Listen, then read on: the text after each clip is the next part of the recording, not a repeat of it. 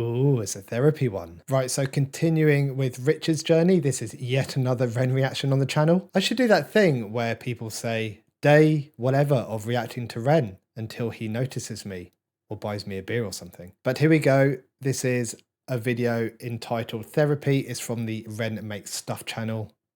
Go and subscribe to that. Just run through with me what happened that night. Oh, you know what happened that night. Humour me, please. Look, it's the same as it was before. Upbrook Mews, that night, lad. Okay, so just to stop it really early on, but just to let you know where my mind is going here. So immediately I'm beginning to question which session is this? So I have some idea whereabouts in the therapy journey they are. I'm guessing by the way Richard has just said, you already know what's happened, and it's the same as it was as when we went through it before, that he's been through this already with the therapist. And you may remember that from my previous video that I spoke about processing a memory and the therapist not allowing the person to escape or avoid or to distract from that processing. So I'm guessing, and I say I'm guessing because I obviously haven't seen this therapist's assessment, I haven't seen their formulation, I haven't seen their treatment plan, that there has been some kind of attempt at processing of what happened. And they're going to go through it again, or the therapist at this point is trying to see how Richard reacts to talking about what happened. Look, it's the same as it was before. Upbrook Mews, that night, lad runs at me, knife dripping, 6 stabs in her, 14-year-old girl dead before I arrived. I yell, he doesn't stop, 4 shots, he's down, done.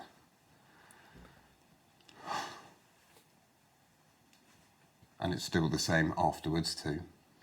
Mark has me on the desk for months, even though... Okay. Did you hear how he told that? It was very short sentences. They were very abrupt. The parts that he did say, the bits that he articulated, were very horrific. He sped through it to get it done. Now, what's interesting, and I'm sure most people probably picked up on this, is that there's no emotional connection with what he just said. Not really. He's not connecting with the actual experience. He's not connecting with the actual memory in this moment. It sounds more like he's reciting an account of what happened. He even said, how did he phrase it? He doesn't stop, 4 shots, he's down, done.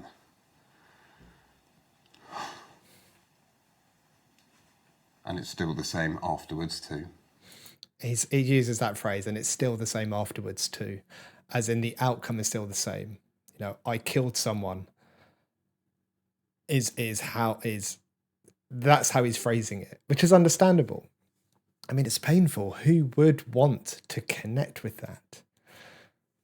You know, and just using the term outcome to mean death just shows how avoidant he is of what happened. And then here we have some hand I think I was doing it then, actually. It's interesting. We have some hand rubbing, so some sign of anxiety here. But we don't know if that's anxiety brought on by the experience he is sharing, as in the actual memory. I don't think it is in this case, because I don't think he's really connected with it. I think this is more of an anxiety of being in the session and anxious that his therapist might ask him to actually connect more with the memories and the experience. And also maybe some anticipatory anxiety there around the outcome of these sessions. You know, maybe what the therapist might feed back to occupational health, if that's how these sessions are set up. I don't know. but there's clearly some form of anxiety here. And it's still the same afterwards too. Mark has me on the desk for months, even though the investigation's long over now. Team are fed up with me, say I'm a liability and that I snarl at them. Wife's no better. She went off at me recently because I lost it with our girl. Everyone's waiting for me to pull it together, but there's nothing left for me to pull together. Coming here isn't helping. You're not helping. Richard, you've spoken a lot about other people. What about you? Are we do going to you see feel him? right now? I don't know. I'm pissed off. Right, okay. So interestingly, the therapist did quite well there to allow Richard to talk without interrupting him. But then I think as he noticed that Richard was getting a little more frustrated, he interrupted him at that point. But I think the reason for that was to stop this from escalating any further. And it clearly worked because it's brought Richard back down again. Interesting that we see him. I don't think we were going to see him. So I'm listening to what he is saying. You know, he's explained what's currently going on with work and with his relationships. You can clearly hear the frustration that nothing seems to be working. If we look at him as in his physical appearance, I want to be thinking about, does he look like he's taking care of himself physically? Because that's still an important thing. Make sure he's not neglecting himself. He looks relatively clean here. He looks appropriately dressed, given the context. I want to be considering some body language here. So he looks relatively open here, doesn't he? His hands are open more or less. You know, he's not clenched fist. His legs are crossed at the ankles, but they're not kind of crossed at the knees or higher up. His back looks relatively neutral. So, I mean, really, we're looking for like an open posture as opposed to kind of curling up, withdrawing in. And he looks more like this than he does like this. His eye contact looks appropriate. He's looking at the camera, which I'm guessing is the perspective of the therapist. So he's looking at the therapist. His facial expression seems to be congruent with the emotion that he is showing. The emotion being more along the lines of anger than anything else. And anger does seem like a reasonable and appropriate emotion here. Anger having the function of a feeling that you get when something unjust or unfair has been done to you or someone else. And the function of the anger is to motivate you to take action about that, which makes sense here because the action he is taking is trying to sort himself out. He's trying to get through this experience. Okay. Feel right now. I don't know. I'm pissed off all the time. I just want things to go back to the way they were before, but I'm getting further away every day, and telling the story over and over again isn't changing that. So that tells me then, he's saying the story over and over again isn't changing that. I mean, from a trauma processing perspective, that tells me that he's not really connecting with it. He's not really processing here.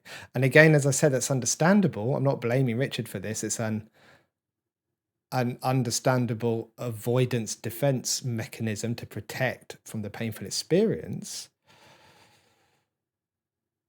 And just to be clear, that the processing of traumatic material helps with things like intrusive memories. It helps with flashbacks. It helps with nightmares. That by itself isn't going to suddenly put his relationship with his wife back where it was. But it can help with some of the things that was causing the friction in the first place. So, for example, it might turn down his irritability a bit. It may reduce his drinking if he was drinking as a way to avoid the memories, because now they're processed, he doesn't need to drink. And that might start improving things with his wife. And he said, I'm sure he even said there something along the lines of, not only am I not moving forward, but I'm moving backward, which implies that things are actually getting worse for him. And for me, that speaks to what I discussed in the previous video, which was quite often it's the behaviors you do to try and cope with the traumatic experience. So the drinking, the avoidance, that actually cause a lot of difficulty. So I imagine all of this it's all maintaining itself. Getting further away every day and telling the story over and over again isn't changing that. I hear what you're saying. Right now, it doesn't feel like anything's improving, but try not to force it. Thinking back to before, what was the hardest part for you to let go of?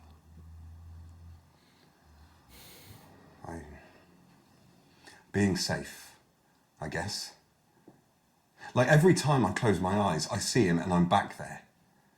There we go. There we go. A clear, articulated symptom there of intrusive memories. Every time he closes his eyes, this is what he sees. I used to be afraid of my own head. Now I'm angry all the time. At him, at myself. I didn't want this. Didn't ask for any of it, and I don't deserve it. I just want to go back to how I was before. Who I was before. I just want my life back. Richard, you should be aware that some experiences stay with people for a long time. As we move through our lives, we all change. Did you see that change in body language then when the therapist said that this experience might stay with him for a long time? Look how, so he's quite, I know he's holding his hands, but he's leaned forward, he's engaged. But look how his face kind of softens a bit, how he moves back slightly. Just here, look. For a long time. Just there, you get that. It looks almost disappointed. I don't know if disappointed is the right word there. Sad, maybe a bit scared that he might feel this way for far longer than he thought he was. But there's definitely a shift there. As we move through our lives, we all change. We can never go back to who we were. But with my help, there you can see him getting upset there. That you can live a full and meaningful life again. And then that hint there of living a full and meaningful life, it's almost like relief coming through. Like, it's possible. Like that glimmer of hope for him. And I think that's true, what the therapist said at the end there. I've quite often heard it described as you're person A, something traumatic happens to you, you become person B. And the reality is, when you come out the other side of that, you're person C, which is some kind of combination of person A who has person B's experiences, but because you can't remove experience, there's no psychological mechanism to forget experiences, apart from like substances or like some brain surgeries. But he can go on to live a full and meaningful life. I've seen it happen countless times. I've seen it happen countless times to people in very, very similar circumstances to Richard. So again, I'm going to reiterate what I said last time. This is very real. This response from Richard is very accurate. It's something that I see in my clinical practice frequently. His response, his frustration, his anger, his sense of hopelessness. This is what I see. I can't speak for other therapists because I don't see them in practice, but this is what I see a lot in my practice. So Ren again has portrayed this in a very real way. I'd love to know how. I'd love to know his thinking behind how he thought about Richard's responses and how that conversation was going to go. I wonder if he had anyone consulting with him about this. I know Ren has his own experiences, but Ren is like n equals 1, whereas my n equals probably thousands at this point. and this is what I see. So it's very, very accurate. I can't wait to see what is in store for me next in this journey. This is really cool. I love it. Right, let's leave it there. I'll get the next one on soon for you. Thanks for watching.